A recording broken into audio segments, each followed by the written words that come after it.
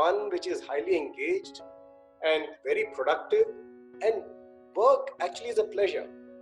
So when I say all of these things, the best way to understand what this means is actually to talk about what is not a highly engaged team, what is not pleasure at work, and what is not being productive at work. What's the baby step you can take? I think even I used to do all of these things, right, in terms of annual appraisals and job descriptions and all of these things. I think the first time I did something like this was get rid of the annual appraisal. I just got fed up of it. So you could actually start with something as simple as that.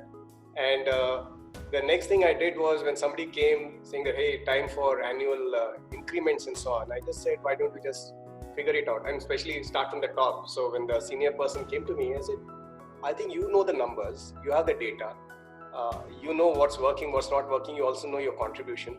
So why don't you just figure out your own salary, right? You're a responsible person to do it. Don't ask me. And whatever you say is fine with me. That's how it started, as simple as that. And now my team sets their own salary. They discuss among themselves and set their own salaries. So, but in the beginning, it's as simple as that. Just start with that assumption of I can trust you.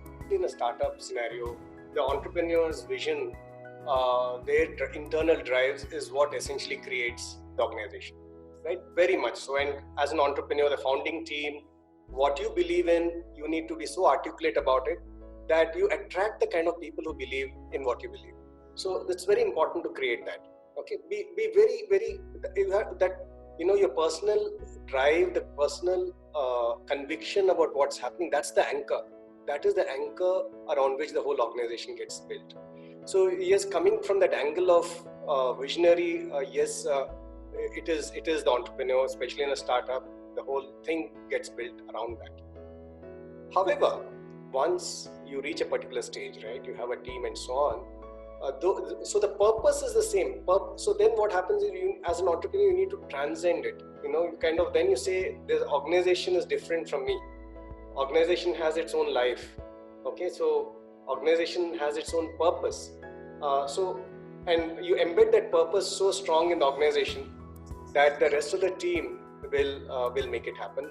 In which case, you don't need a visionary leader always to kind of guide, make it through. In fact, there are several studies which kind of shows we are kind of hardwired for this visionary kind of leader and a strong leader and so on. It's there in our the way we have evolved. After all, our modern management and so on, a modern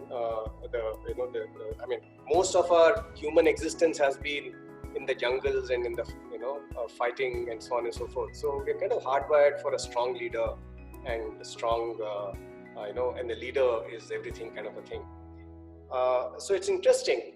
In these organizations, liberated organizations that I call, the other word you can Google from reinventing organizations is steel organizations and so on.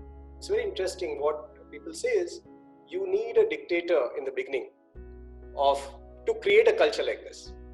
Okay, you need a dictator in the beginning to create a culture like this, and then after that the culture will take care of itself. The most thrilling part for me would be when our team member actually sets up a completely functional department or a division that I never dreamt of, because still I think that kind of dependence on me for ideas and things like that is still there, and that's the next level of my experiment. Can that happen? So to some extent, a lot of branch level initiatives, a lot of those things happen by the team members, but the big thing, okay, I'll be thrilled when one of those things happen.